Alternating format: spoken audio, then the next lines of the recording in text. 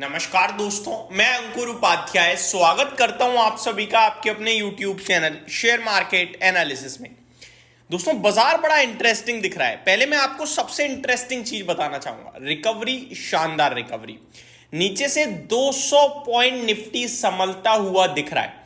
अब इससे भी इंटरेस्टिंग सुनो, केवल मार्केट बाजार आज 2 घंटे गिरे और वो था बाजार खुलते ही 11:30 तक।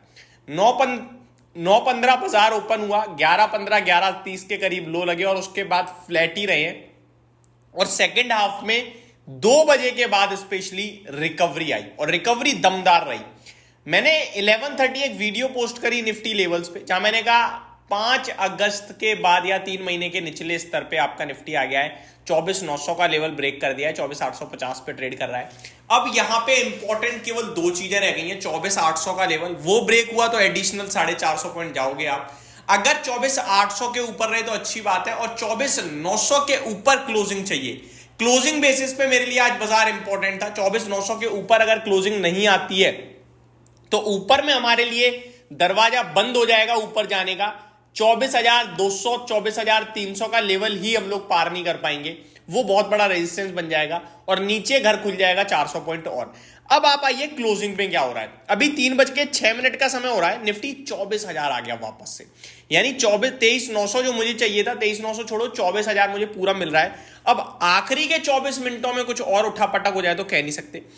लेवल्स के हिसाब से निफ्टी ने कंफर्ट दे दिया है। अगले 4 ट्रेडिंग सेशन भी इसी प्रकार रहेंगे, गिरावट वाले नहीं, वॉलेटाइल। आज विक्स 7% भागा है, कल भी भागेगा, परसों भी हो सकता है उठापटक दिखे, और उसके बाद भी आपको एक्शन भरपूर ही मिलेगा। रीजन, आज इलेक्शन से पहले रिएक्शन। भारत का तो अपना ही चल रहा है भैया, अमेरिका देखते हैं क्या करता है। कल अमेरिका में इलेक्शंस हैं और इलेक्शंस में क्या होगा ये किसी को नहीं पता। इतना टफ कंपटीशन है। उस सबसे ऊपर मार्केट कह रहा है कि भैया जो भी हो रहा है हो जाए, अगर नहीं हुआ तो वो अलग टेंशन हो जाएगी। यानी देखो, अमेरिका में क्या होता है, आज वोट पड़े, आज ही काउंटिंग शुरू, रात तक नतीजे सामने। तो उनकी रात हमारा दिन हो जाएगा, तो उनकी 5 तारीख की रात हमारी 6 तारीख की सुबह मान लो।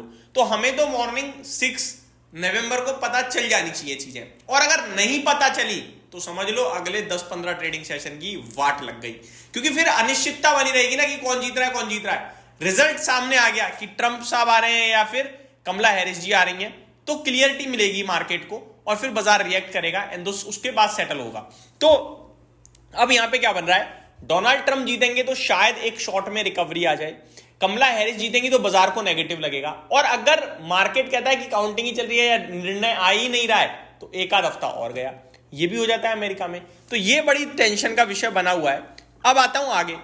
6 तारीख को ये पता चलेगा, 7 तारीख को अमेरिका में फेड पॉलिसी का आउटकम आ जाएगा, जो कि 6 तारीख से ओपन होगी। 2 दिन की फेड पॉलिसी होती है, जैसे अपने आरबीआई की एमपीसी की मीटिंग 3 दिन की होती है, वहां फेड पॉलिसी 2 दिन की होती है। 6 और 7 नवंबर को पॉलिसी है। 7 नवंबर को अपडेट आएगी। उम्मीद है रेट कट होगा 25 बेसिस पॉइंट से, तो वो अलग एक मार्केट के लिए बड़ा इवेंट होगा। लेट्स सी कैसा रिएक्ट करता है। बट ओवरऑल अगर मैं आज की बात करूं तो आपके लिए बाजार अच्छे लेवल्स पे आ गया। दोबारा गिरावट डेफिनेटली हुई है, पोर्टफोलियो भयंकर टूटी है क्योंकि मार्केट ब्रेथ बहुत खराब है। केवल निफ्टी रिकवर हुआ है, स्मॉल कैप इंडेक्स में कोई खास रिकवरी नहीं है, आधे % की है। मिड कैप इंडेक्स में तो आधे % की भी रिकवरी नहीं है। बैंक निफ्टी में भी लगभग थोड़ी सी रिकवरी देखने को मिली है, ज्यादा कुछ खास हुआ नहीं है। दोस्तों आगे बढ़ते हैं। 466 शेयर्स पॉजिटिव है, जिसके सामने 1900 एनएससी पे नेगेटिव है, तो खराब माहौल है। एफकॉन्स का आईपीओ 2.5% हरे निशान में आ गया है, तो मुबारक हो सबको। सेक्टर स्पेसिफिक रियल एस्टेट में 3% की गिरावट, एनर्जी में 2.5%, कोई भी सेक्टर हरे निशान में नहीं है। आईटी एकमात्र ऐसा सेक्टर है जो हरे निशान में किसी भी वक्त आ सकता है, तो यहां रिकवरी बहुत अच्छी आई है और इसी ने बाजार को ऊपर खींचने का काम किया है आज। एफएसएल 6% भागा है, टॉप गेनर की लिस्ट को टॉप कर रहा है। रेनबो चिल्ड्रंस में तेजी है, fine Organics, Gillette India, Bajaj holding के स्टॉक में भी अच्छा मूव देखने को मिल रहा है।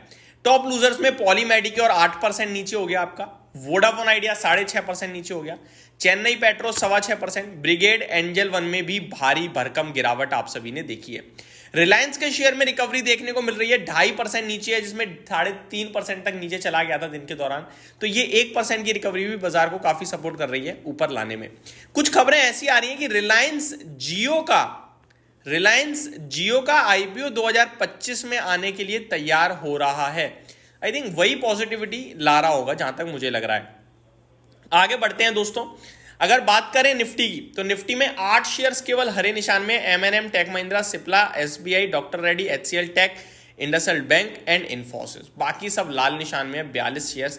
टॉप लूजर है आपका Hero, Grasim, Bajaj auto, Adani ports, BPCL, followed by Axis Bank, ONGC, Sun Pharma. अब यहां से क्या करें, मैंने आपके साथ आज भी कहा था और अब भी कह रहा हूं कि अगले 4 दिन तक कोई ये किसी से भी नहीं पूछेगा कि कल क्या होगा, किसी को नहीं पता, क्योंकि मार्केट के हिसाब से नहीं, मार्केट खबरों पे चलेगा। क्या आपको पता है मैं कल क्या बोलने वाला हूं? क्या मुझे पता है आप कल क्या बोलने वाले हो? किसी को नहीं पता। तो भैया जो बोलेंगे उन्हें बोलने दो, तभी पता चलेगा। इलेक्शन होने वाले हैं आपके लिए, क्या आपको पता है नतीजा क्या है? नहीं पता। नतीजा आते ही बाजार रिएक्ट करेगा।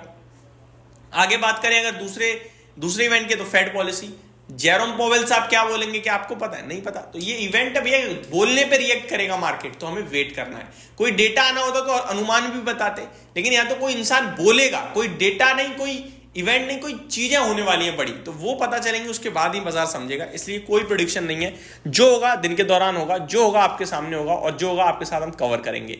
वन मोर और लास्ट अपडेट, मार्केट 24,000 के ऊपर आ गया, ये बड़ी अच्छी बात है। Thank you so much for watching this video, have a great day guys.